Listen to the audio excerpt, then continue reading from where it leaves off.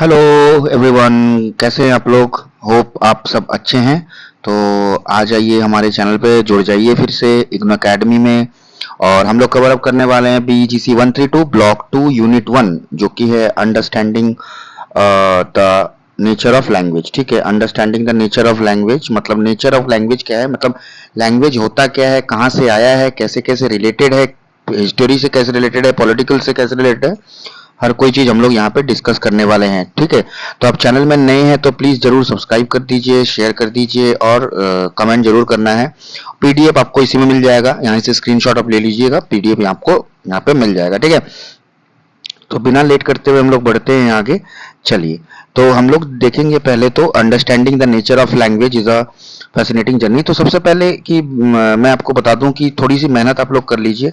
और अगर आप चैनल में नए हैं तो चैनल पे आते हैं तो सब्सक्राइब जरूर करना है, थोड़ा सा है ना, और प्यार देना है, क्योंकि मैं आपके लिए टाइम निकाल रहा हूँ और आपके लिए मेहनत कर रहा हूँ। तो आप 10-15 मिनट दे दीजिए और वीडियो को स्किप मत कीजिएगा, पूरी तरह वीडियो देखिएगा। ठीक है, ताकि आपको अच्छे से समझ में आ जाए। हम लोग हिस्ट्री मतलब जो भी है स्टोरी के हिसाब से पढ़ेंगे। अगर पीडीएफ चाहिए स्क्रीनशॉट ले लीजिएगा, इसको पढ़ लीजिएगा, समझने के बाद में एक बार रीडिंग कर लीजिएगा, आपको आसानी से समझ में आ जाएगा और आप लोग सब कुछ सॉल्व कर सकते हैं। ठीक है, आसानी से। तो देखिए, understanding the nature of language. अब देखिए नेचर ऑफ लैंग्वेज क्या है, मतलब क्या है। देखिए, एक ऐसा चीज होता है जिसका मतलब क्या होता है, कम्युनिकेट करना, किसी से बात करना। ठीक है, ह्यूमन से कनेक्ट होना। ठीक है, ये एक कम्युनिकेशन लैंग्वेज जो है कम्युनिकेशन टूल नहीं, ये एक कॉम्प्लेक्स डायनेमिक सिस्टम है that influence and reflects human thought, society and culture. इस तो लैंग्वेज के हिसाब से हम लोग को क्या जानने को मिलता है, ह्यूमन थॉट क्या होता है, मतलब हम किसी से बात करते हैं तो मतलब क्या जाहिर करना चाहते हैं, सोसाइटी क्या है, मतलब लैंग्वेज से सोसाइटी कैसे रिलेटेड है, कल्चर कैसे लैंग्वेज से रिलेटेड है। ठीक है, ये सब है यहाँ पे, बाकी कुछ नहीं। देखिए, language is deeply embedded in culture, it reflects beliefs, norms and values of society. Language हमको सोसाइटी की वैल्यूज, बिलीव्स, नॉर्म्स ये बताती है। इन दिस वे, ठीक है, it shapes the world wide of its speakers, influencing how they perceive and interpret their surroundings. तो मतलब यहाँ पे कहा जाता है कि जो स्पीकर है, जो कहने वाले वक्ता होते हैं, वो जो वक्ता है कैसे अपने सराउंडिंग्स के साथ इंटरप्रेट करते हैं या फिर मिक्सअप होते हैं, यही चीज कहा गया है। Language is never static, language कभी भी स्टेटिक नहीं होता है। तो ये सोसाइटी के हिसाब से चेंज होता रहता है। जैसे हमारे अभी 21st सेंचुरी है, यहाँ की लैंग्वेज सिस्टम अलग अलग है। पहले जमाने में लैंग्वेज सिस्टम अलग होती थी, मतलब लोग कैसे एक दूसरे से कम्युनिकेट करते थे, ये सब चीज यहाँ पे कहा गया है। तो देखिए, it changes over time as societies evolve. Society के चेंज होने के साथ में ये भी चेंज होती है, न्यू वर्ड्स आती हैं, ओल्ड वर्ड्स चली जाती हैं। ठीक है, एंड शिफ्ट होती है। ठीक है, मीनिंग भी शिफ्ट होती है, चेंज होती है मीनिंग। ठीक है, this flexibility allows language to adapt new ideas, technology and cultural shifts.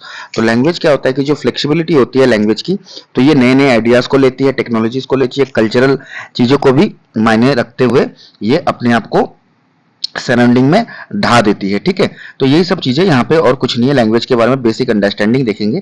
ठीक है, जैसे आज हम लोग बेसिकली जो देखने वाले वो हिंदी और हिंदी के बारे में देखेंगे। और इस चैप्टर के रिलेटेड जो भी इंपॉर्टेंट पॉइंट्स है वही हम डिस्कस करेंगे, जो एग्जाम रिलेटेड पॉइंट्स है, जो एग्जाम में आने वाले हैं। बस इसको आप पढ़ लीजिएगा, इसको सुन लीजिएगा और इसको एक बार रीडिंग कर लीजिएगा, तो आपको अच्छे से समझ में आ जाएगा। ठीक है, स्टोरी की तरह समझिए, बिल्कुल आसान है, बिल्कुल ईजी है, घबराने वाली कोई बात नहीं। हाँ, ये जो टॉपिक है BGC 132, ये जो चैप्टर है और या फिर जो सब्जेक्ट है, ये थोड़ा सा टफ है, तो थोड़ा ध्यान से देना है। बाकी मैं आपके लिए इजी तरीका लाया हूं ताकि आपको अच्छे से समझ में आ जाए। ठीक है, इन मॉडर्न कम्युनिकेशन में जो है आजकल लैंग्वेज मल्टी मॉडल हो चुकी है। मल्टी मॉडल मतलब हर तरीके से हम कम्युनिकेट कर सकते हैं, चाहे वो बोल के हो, रिटन वर्ड्स हो। आजकल तो बहुत सारे इमोजीज, फेशियल एक्सप्रेशंस ये भी आ चुके हैं डिजिटल कम्युनिकेशंस में, जो फेसबुक व्हाट्सएप आप लोग चलाते हैं। पता है, हंस पहले हम लोग क्या करते थे, जब हम लोग के पास नोकिया 1110 थी। देखिए, समझा देता हूँ मैं आपको यहाँ पे। जैसे हमारे पास जो नोकिया 1110 1100 जैसे मोबाइल थी, जो मोबाइल थी नोकिया की, तो उसमें क्या होता था, हम लोग टाइप करके लिखते थे, हंसना होता था तो हा लिखते थे ऐसे, है ना। तो आजकल जो होती है तो हम लोग ऐसे इमोजीज बना देते हैं, तो मतलब अगले वाले को समझ में आ जाता है कि हम किसी उससे कम्युनिकेशन कैसे कर रहे हैं, मतलब हंस रहे हैं उसकी बात पे या फिर उसकी कोई भी चीज पे हंस रहे हैं। ठीक है, तो ये सिस्टम है बाकी, और यहाँ पे कुछ नहीं है। ठीक है, तो चलते हैं आगे। देखिए, यहाँ पे एक पोएट का नाम कहा गया है, तो वो हम देखेंगे वो होता मतलब कैसे, मतलब वो होते थे, और या फिर जो वो होते मतलब कौन है, वो होते थे क्या, वो कौन है वो, और उनके बारे में देखेंगे। ठीक है, तो सबसे आसान होगा। देखिए, मैं टाइमिंग भी देख रहा हूँ, तो टाइमिंग आपको बहुत शॉर्ट टाइमिंग के अंदर मैं करने की कोशिश कर रहा हूँ, ताकि आपको सबसे कम समय में देना पड़े और अच्छी से अच्छी यूटिलिटी आप दे सके। हाँ, और जो भी आपकी प्रेजेंटेशन हो या फिर आंसर राइटिंग हो, तो प्रैक्टिस कर सकते हैं। आसानी से। तो देखिए यहाँ पे हम लोग देखेंगे इस चैप्टर में अमृत राय के बारे में।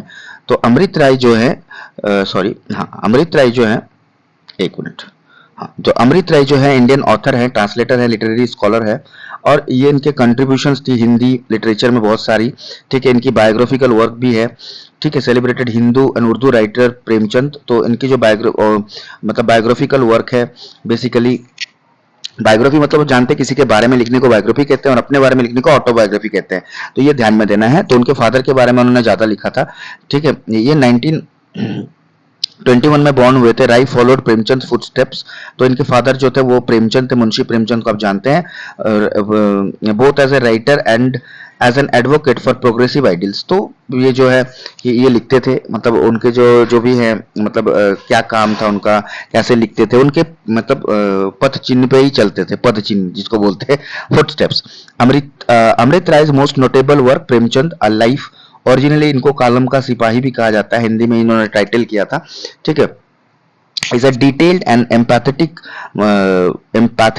biography of Premchand that explores his life, struggles and contributions to Indian literature। तो उनके बारे में इस जगह पे कहा गया कि वो मतलब लिटरेचर को कैसे मतलब लिटरेचर में कैसे आए, इंडियन लिटरेचर के बारे में क्या कंट्रीब्यूशंस थी उनकी, यही सब यहाँ पे कहा गया है। एम्पैथेटिक मतलब होता है, सिंपैथेटिक मतलब होता है कि आप किसी के प्रति आप सहानुभूति दिखा रहे हैं, तो उसको बोलते हैं सिंपैथेटिक, और अपने आप को उसकी जगह पे रख के देखने को बोलते हैं एम्पैथेटिक। तो वो जो ये जो थे अमृत राय, उन अपने फादर के जगह पे अपने आप को रख के वो प्रूव करना चाहते थे लिटरेचर के बारे में, तो इसको हम एम्पैथेटिक कहते हैं। तो Rai's biography of Premchand is valued for historical insight and intimate perspective on Premchand's development as writer within the socio political context of his time.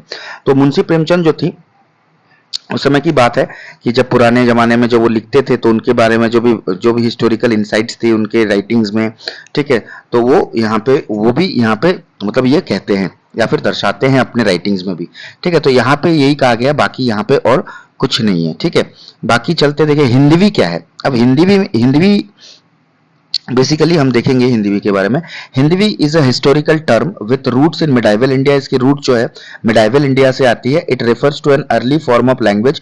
ये एक पुरानी लैंग्वेज है, ठीक है, जो इंडियन सबकॉन्टिनेंट में आई थी।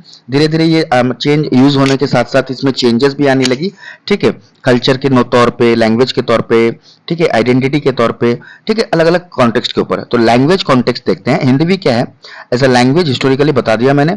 बेसिकली क्या कि ये नॉर्थ इंडिया में था, ठीक है। इसके बाद में धीरे धीरे ये टूटते हुए निकला, ठीक है, विच एवॉल्व्ड। हिंदवी में धीरे धीरे इसमें से पार्ट्स निकले, हिंदी निकली, उर्दू निकली एंड नॉर्थ इंडियन लैंग्वेजेस निकली, ठीक है, हिंदवी से।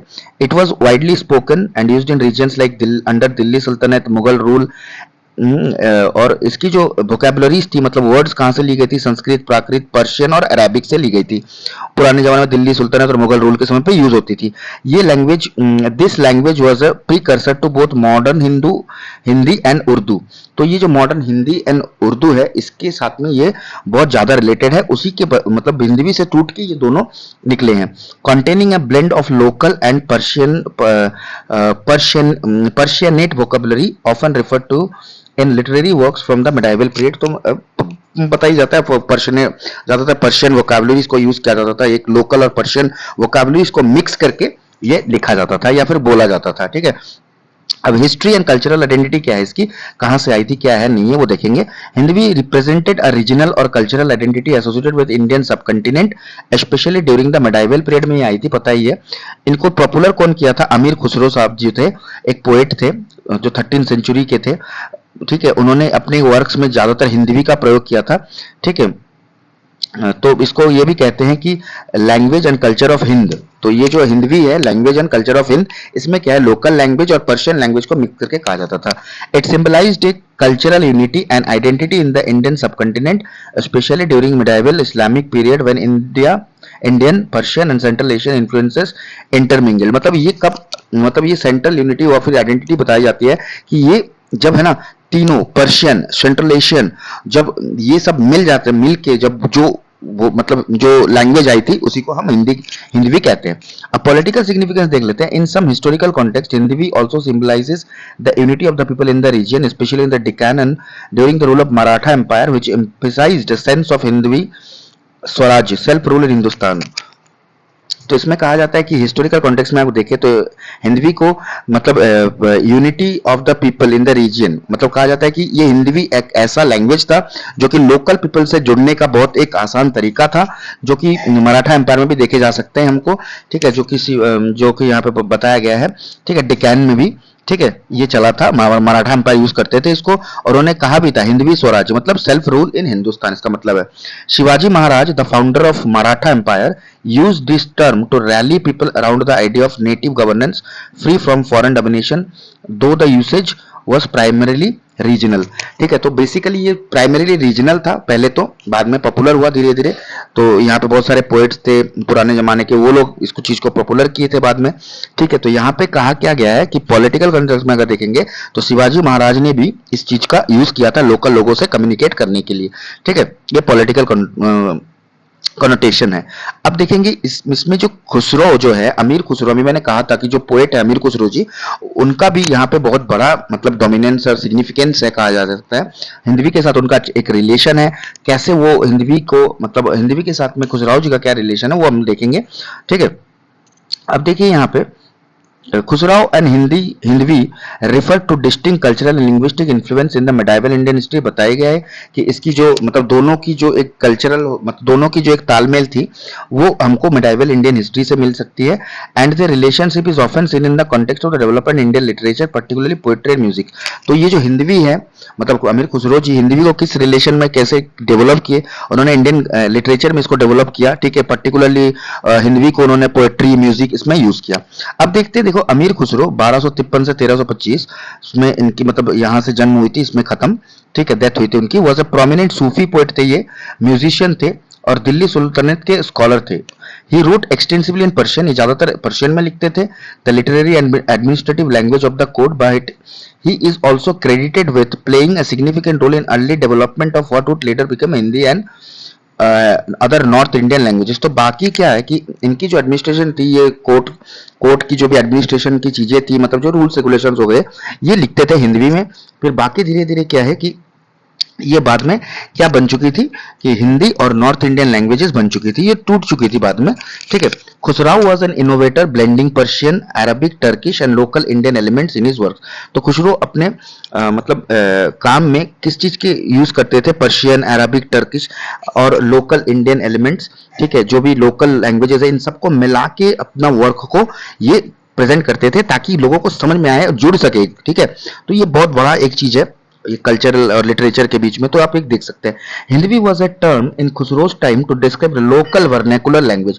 तो हिंदवी को लोकल लैंग्वेज भी कहा जाता था, तो वो नॉर्दर्न इंडिया में ज्यादातर चल रही थी उस समय पे। This language influenced by Persian and local dialects. तो ये जो लैंग्वेज थी मतलब ज्यादातर इन्फ्लुएंस किससे इन्फ्लुएंस हुई थी, किससे प्रभावित हुई थी, ये पर्शियन और लोकल लैंग्वेजेस से प्रभावित हुई थी। is considered a precursor to modern Hindi and other North Indian languages। तो नॉर्थ इंडियन लैंग्वेजेस में जानते हो मॉडर्न हिंदी और नॉर्थ इंडियन लैंग्वेज में बाद में ये मतलब कहा जाता है कि ये उस समय की मतलब स्टार्टिंग थी। जैसे हम कहते हैं ना कि किसी चीज की अगर स्टार्टिंग होती है तो वो हिंदी लैंग्वेज उस समय की स्टार्टिंग थी और ये बाद में किस चीज में टूटी, हिंदी और नॉर्थ इंडियन लैंग्वेजेस में टूटी। तो नॉर्थ इंडिया आपको मालूम ही है, तो अगर आप देख सकते हैं, जिसको मालूम नहीं तो ये साउथ हो गया, ये नॉर्थ इंडिया, तो इस पार्ट से हम नॉर्थ इंडिया कहते हैं, यूपी, बिहार, हरियाणा, वो सब जगह को हम कहते हैं, ठीक है। चलिए अब देखते हैं Khusrau works include early examples of poetry and songs in Hindi. Khusrau जो लिखते थे अपने पोएट्री सॉन्ग्स हिंदी में भी लिखते थे। He is famous for his playful and sometimes mystical poems. ये अपने मिस्टिकल पोएम्स के वजह से भी बहुत फेमस है। मिस्टिकल पोएम्स मतलब रिलेटेड टू गॉड, ठीक है, और या फिर स्पिरिचुअल, ठीक है, ये कह सकते हैं हम लोग, ठीक है। That combine Persian poetic structures with vernacular words and expressions making his work accessible to the common people. तो ये क्या कहते हैं, देखिए पर्शियन पोएटिक स्ट्रक्चर इसको लिया जाता था। मतलब पर्शिया में जैसे पोएटिक स्ट्रक्चर होती थी, मतलब हमारे पास में जैसे ट्विंकल ट्विंकल लिटिल स्टार, उनके पास में दूसरा कोई होता होगा, तो उसके साथ में ऐसे मिला के, ठीक है, उसको मिला के मतलब यूज करते थे ताकि लोगों को कॉमन लोगों को समझ में आए। अब इन दोनों का रिलेशनशिप क्या है भाई, खुसरो और हिंदवी का रिलेशनशिप क्या है ये देखेंगे। Khusro is often credited as an early poet of Hindvi. जानते ही हम लोग अर्ली पोएट कहा जाता था हिंदवी का। Contributing it's literary development, his experimentation with Hindavi bridged the gap between Persian speaking elite and the local population fostering a cultural synthesis. अब देखो इसका कहना क्या है कि उनकी जो एक्सपेरिमेंटेशन थी कि हिंदी भी को लाना, ठीक है, लोकल लैंग्वेज और पर्शियन लैंग्वेज को मिला के जो हिंदी भी लाना, ये क्या ब्रिज कर, ये दोनों किस चीज की गैप को घटाती थी। जो पर्शियन जो बोलते थे, जो कि एलाइट पीपल थे, एलाइट मतलब कुछ ऊंचे दर्जे के लोग थे, और जो लोकल पॉपुलेशन थी, इन दोनों को लैंग्वेज को एक साथ मिला था ताकि वो ऊपर वाले लोगों को भी समझ में आए और नीचे वाले लोगों को भी समझ में आए, ठीक है, दोनों तकबे के लोगों को समझ में आए, ठीक है। तो इसी वजह से ये एक बहुत बड़ा इंपॉर्टेंट रोल प्ले करता है हिंदी थ्रू कवालीज। अब किस किस के थ्रू से उन्होंने बनाया था, qawwalis, ghazals, riddles and other forms. He helped bring the language and culture of the region into a new literary prominence. तो ये जो मिलाया था उन्होंने, उसके बाद में उन्होंने कवालीज लिखी, इन दोनों को मिला के हिंदी में गजल लिखी, रिडल्स लिखी। रिडल्स मतलब जो होते हैं कि क्या बोलते हैं उसको, जैसे नाच ना जाने अंगा टेरा, ऐसे टाइप के जो भी होते हैं इडियम्स एंड फ्रेजेस, मुहावरे, ठीक है, तो वो लिखी थी ताकि कल्चर जो था, लैंग्वेज एंड कल्चर को वो एक साथ में जोड़ सके। और बहुत अच्छा प्रेजेंटेशन उन्होंने लिखा था, तो लोग इससे बहुत जुड़ने लगे थे और फैलने भी लगा था हिंदी, ठीक है। बाद में तो ये डिवाइड हो गया, बताया मैंने आपको। Khusro's use of Hindi is the seen as a pioneering effort that laid the foundation for rich tradition of Hindu and Urdu literature in India. तो खुसरो की जो ये हिंदी थी यूज की, तो ये बाद में धीरे धीरे क्या हुआ, एक रिच ट्रेडिशन बन गई और एक फाउंडेशन हुई। मतलब किसकी किसकी इसमें उत्पादन हुई, मतलब या फिर कि क्या क्या चीजें निकली यहाँ से, हिंदी और उर्दू लिटरेचर में बहुत ज्यादा इसका इफेक्ट पड़ा। हिंदू और लिटरेचर, हिंदी और उर्दू जो लिटरेचर थी, ये बहुत उभर के आई, ठीक है। His work symbolizes the synthesis of Persian and Indian linguistic traditions and represents the birth of Indo Islamic culture. ये देखिए, इंडो इस्लामिक कल्चर जो था वो इन्होंने मतलब एक अच्छे से एकदम तालमेल अच्छा सा हुआ था इंडो इस्लामिक। तो पहले इंडिपेंडेंस से पहले क्या था कि अंग्रेज लोग थे उस समय पे, उतना तो ये नहीं करते थे, तब हिंदू मुस्लिम एक साथ रहते थे, भाई भाई थे, अभी भी भाई भाई हैं, ऐसी कोई बात नहीं है। पर लोग मतलब उल्टा समझ जाते हैं, या फिर मतलब वही अंग्रेजों के बात पे अगर आप चलेंगे तो मुश्किल ही होगी। तो हम we are all brothers from another mother, okay, तो इसमें कोई दो राय नहीं है। चलिए आगे बढ़ते हैं। यहाँ पे देखिए अमीर खुसरो की यहाँ पे इमेज आपको देखने को मिल जाएगी। ये अमीर खुसरो पोएट है, ठीक है, ये जो पोएट है अमीर खुसरो, ये देख सकते हैं, ठीक है, ये अमीर खुसरो है। अब देखते हैं यहाँ पे थोड़ा सा हम लोग थोड़ा सा है, ये वाला पार्ट थोड़ा सा लेंदी हो जाएगा आपके लिए, ठीक है। तो हम लोग पार्ट 2 में इसको कवर अप करेंगे, ठीक है। अभी तक के लिए फिलहाल इतना ही, क्योंकि थोड़ा सा बड़ा चैप्टर है तो थोड़ा सा टाइम आपको देना पड़ेगा। 17 मिनट तो आप दे ही सकते हैं, ठीक है, ऐसा कोई बात नहीं। तो कवर अप करेंगे हम अगले पार्ट में, इसको सेकंड पार्ट में और कंप्लीट कर देंगे। ज्यादा बड़ा वीडियो नहीं बनाऊंगा मैं, और आप थोड़ा सा अगर टाइम निकाल लें और थोड़ा सा पूरी एंड तक देखिए, स्किप मत कीजिए वीडियो को, ठीक है, तो आपको अच्छे से समझ में आएगा, स्टोरी के हिसाब से समझ में आएगा। और बाकी पीडीएफ के लिए आप स्क्रीनशॉट रख लीजिए, कोई दिक्कत वाली बात नहीं है। स्क्रीनशॉट के लिए मैं आपको यहाँ पे दिखा देता हूँ, ठीक है, यहाँ से आप स्क्रीनशॉट ले सकते हैं। ये देखिए अंडरस्टैंडिंग लैंग्वेज, यहाँ से आप स्क्रीनशॉट इसको ले सकते हैं, ठीक है। बाकी अमृत राय के बारे में अगर स्क्रीनशॉट लेना है, नहीं भी लेना है तो कोई दिक्कत नहीं है, ठीक है। और हिंदवी का क्या है कॉन्टेक्स्ट है, पॉलिटिकल, हिस्टोरिकल और लैंग्वेज कॉन्टेक्स्ट, वो यहाँ से आप ले सकते हैं, ठीक है। खुसराओ और हिंदवी का क्या रिलेशनशिप है, आप यहाँ से स्क्रीनशॉट ले सकते हैं, ठीक है। और ये इमेज है, बस हम लोग यहाँ तक कवर अप करेंगे पार्ट 1, और पार्ट 2 हम लोग कवर अप करेंगे अगले पार्ट में जस्ट, ठीक है। पार्ट 1 यहाँ पे हमारा एंड होता है और पार्ट 2 आने वाला है। पार्ट टू कंटिन्यूएशन है, पार्ट 2 कंटिन्यूएशन। अगर आप चैनल में नए हैं, अगर आप चैनल में नए हैं तो प्लीज दोस्तों, मेरे भाई जो भी हैं, सब्सक्राइब जरूर कर लीजिएगा, शेयर जरूर कर लीजिएगा, लाइक कीजिए, वीडियो पसंद आए तो कमेंट जरूर करना है, ठीक है, ताकि इससे मुझे ज्यादा मोटिवेशन मिलती है और मैं अच्छे से अच्छे कंटेंट्स आपके लिए ला पाऊं। और होप अगर मैं आपके लिए मेहनत कर सकता हूं तो आप तो 15 मिनट दे ही सकते हैं मेरे लिए। तो जय हिंद और खूब खुश रहिए और अच्छे से रहिए। मिलते हैं अगले पार्ट में।